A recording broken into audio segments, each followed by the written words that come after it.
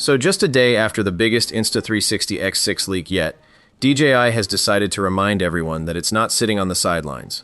Fresh images of the Osmo 362 have now surfaced online, giving us our clearest look yet at DJI's next-generation 360 camera. And while the changes might look small at first glance, I actually think DJI is making a very deliberate decision here. Instead of redesigning everything, it looks like they're focusing on refining the areas that matter most.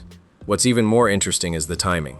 With the Insta360 X6 expected to launch very soon, these leaks give us our first real look at how the two biggest players in the 360 camera market could be competing over the next year.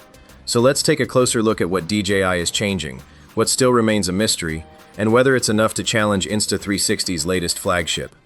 Before we even talk about the hardware, there's one interesting detail surrounding this camera that many people have been asking about. How did DJI manage to receive FCC authorization despite the restrictions surrounding the company in the United States?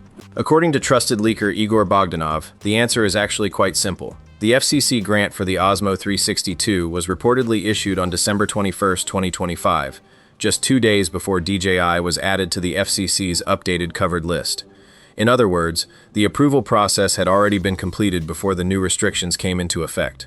That timing explains why this product managed to receive certification while newer products could face a much more uncertain path.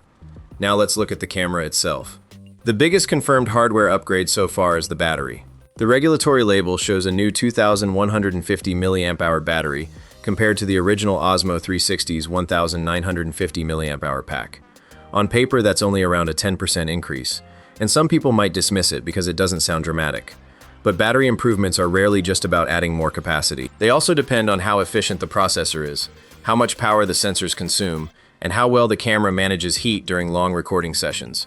If DJI has improved all of those areas, alongside the slightly larger battery, real-world recording times could increase by much more than the numbers suggest. The charging specifications have also improved. The leaked label suggests support for USB power delivery up to 27 watts, meaning faster charging with compatible USB-C chargers. Again, this isn't the kind of feature that makes headlines, but it's something you'll appreciate every single time you forget to charge your camera before heading out. Spending less time waiting for batteries and more time actually filming is always a welcome improvement. Looking at the exterior, the Osmo 362 immediately feels familiar. DJI hasn't changed the overall design very much, and I actually think that's the right decision. The square body remains, the front touchscreen stays in place, and the overall dimensions appear almost identical to the first generation. That means existing selfie sticks, cages, mounting accessories, and possibly even protective cases should continue to work.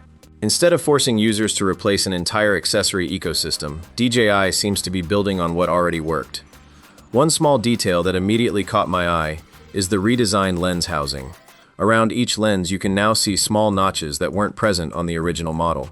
By themselves, they don't tell us much, but combined with the previously leaked replacement lens kit, they make an interesting clue. DJI could finally be introducing user-replaceable lenses. To be clear, these FCC images don't actually confirm that, so we have to be careful not to jump to conclusions. But considering how expensive scratched 360 lenses can be, it would make perfect sense. Insta360 already introduced replaceable lenses with the X5, and users love the idea. If DJI is following the same direction, it removes one of the biggest risks of owning a 360 camera. The internal images tell a similar story. Nothing looks radically different. The removable battery remains in a familiar position, the main board still sits centrally inside the body, and overall the camera looks more like an evolution than a complete redesign. Personally, I don't think that's a bad thing. The original Osmo 360 was already an excellent first attempt. Rather than reinventing everything after one generation, refining a successful design is probably the smarter approach. Of course, these FCC photos also remind us of what we still don't know. They don't reveal sensor sizes, processing power, recording resolutions, frame rates, codecs, bit rates, or stabilization improvements. Rumors continue to suggest features like 8K 60 recording, but as of today, none of that can actually be confirmed from the regulatory documents. And that's important because it's very easy for rumors to become accepted as facts long before a product is officially announced. Now here's where things become really interesting, because these DJI leaks arrived almost immediately after the biggest Insta360 X6 leak we've seen so far. Looking at both cameras side by side, it's becoming clear that the two companies are taking slightly different approaches. If the X6 leaks are accurate, Insta360 seems to be focusing on improving the everyday shooting experience. A claimed 140 minutes of 8K 30 recording would be a massive jump over the X5. The camera appears slightly shorter and more compact. Pure video mode promises improved low-light performance, and Replaceable Lenses 2.0 suggests the company has refined one of its most popular features. Rather than chasing one headline specification, Insta360 appears to be improving almost every part of the user experience.